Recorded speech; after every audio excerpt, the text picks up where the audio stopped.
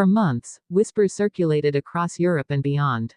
Royal watchers speculated. Media outlets hinted. And yet, nothing was official. Princess Leonor of Spain, the poised, determined future queen, remained quiet about her private life. Everyone assumed she would wait, as protocol often demands. But then came the revelation that stunned the world. Princess Leonor had finally confirmed her plans to marry Prince Christian of Denmark this October. Not next year. Not sometime in the future.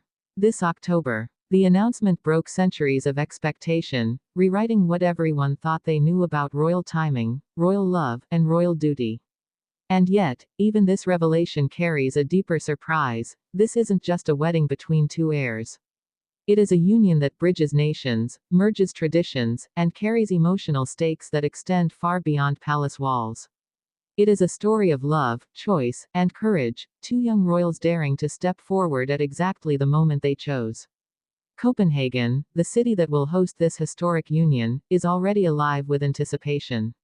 Streets shimmer under early autumn light, flags of Denmark and Spain fluttering in the breeze. Citizens, tourists, and royal enthusiasts have begun arriving, sensing the gravity of what is about to happen. The air carries excitement, nervous energy, and a sense of witnessing history unfold.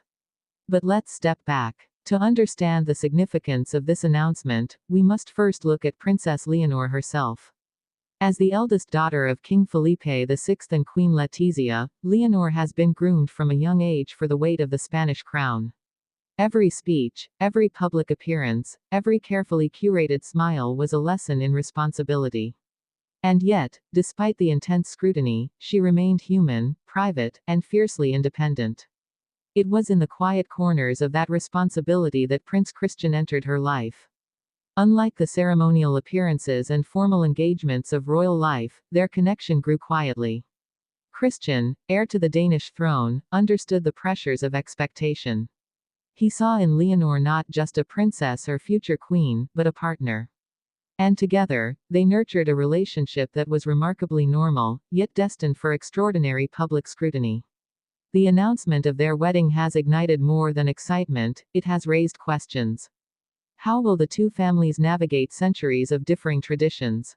How will Spain and Denmark reconcile their cultural expectations, ceremonial protocols, and public demands? And most pressing of all, how will two young heirs maintain their private love under the global spotlight? Yet, even before the formal plans are publicized, moments of tenderness and humanity are already visible. Reports suggest Leonor personally consulted with Queen Letizia about the ceremony, discussing details from the dress to the guest list, emphasizing intimacy over extravagance. Christian reportedly shared his own vision for the wedding, blending Danish and Spanish elements in a way that symbolizes unity. Together, they are crafting a celebration that reflects their personalities as much as their titles. The emotional resonance of this moment cannot be overstated. King Felipe VI, proud yet visibly emotional, publicly expressed his joy and support, reminding the world that beyond monarchy, family comes first. Queen Letizia, a former journalist known for her poise, whispered encouragements to her daughter, acknowledging the enormous responsibility and the extraordinary opportunity this union represents. And there are delicate dynamics behind the scenes. Princess Leonor's younger sister, Infanta Sofia, is said to be deeply involved, offering candid advice and emotional support. On the Danish side, Crown Princess Mary has embraced Leonor warmly, signaling not just acceptance but genuine familial connection.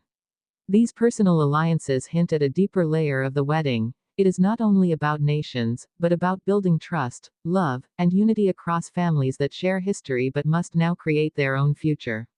As October approaches, speculation has reached fever pitch. Royal commentators dissect every possible detail, from potential wedding venues to the symbolism behind the invitations. Will the ceremony be held in Copenhagen's iconic cathedral, steeped in centuries of Danish tradition? Will Spain's influence shine through the music, the floral arrangements, the carefully chosen attire? And what of the guests? Every royal family in Europe is expected to attend, but which alliances and rivalries will subtly reveal themselves through seating arrangements, public gestures, or shared moments of recognition? Yet amidst all this public fascination, the heart of the story remains private: Leonor and Christian. Even now, it is their quiet decisions, whispered conversations, and shared laughter that define the essence of this union. One report describes Leonor asking Christian to accompany her to the Prado Museum, wandering among centuries-old paintings, imagining their life together. Another recounts Christian presenting Leonor with a small, personal gift, a simple token, rich with meaning, signaling their shared future beyond the pageantry. The announcement has also sparked global reflection on modern monarchy. Observers ask, what does it mean for Europe's future that two heirs, so young yet aware of history's weight, are shaping their own path? How will this wedding influence public perception of royalty? Could this celebration, blending centuries of tradition with modern personal choice, redefine what it means to be a monarch in the 21st century? As the days count down to October, the city of Copenhagen transforms into a stage set for history. Hotels fill with dignitaries and enthusiasts alike. Streets are polished and decorated, echoing centuries of royal pageantry. But beyond the glitz, the most compelling story is quiet, intimate, and profoundly human. Two young people preparing to declare their love before the world, aware of the responsibility yet unafraid to embrace it fully. The emotional depth of this wedding extends beyond the couple. Citizens of both nations, watching from afar, are reminded that royalty is not only about spectacle, it is about hope, inspiration, and the continuity of tradition infused with humanity.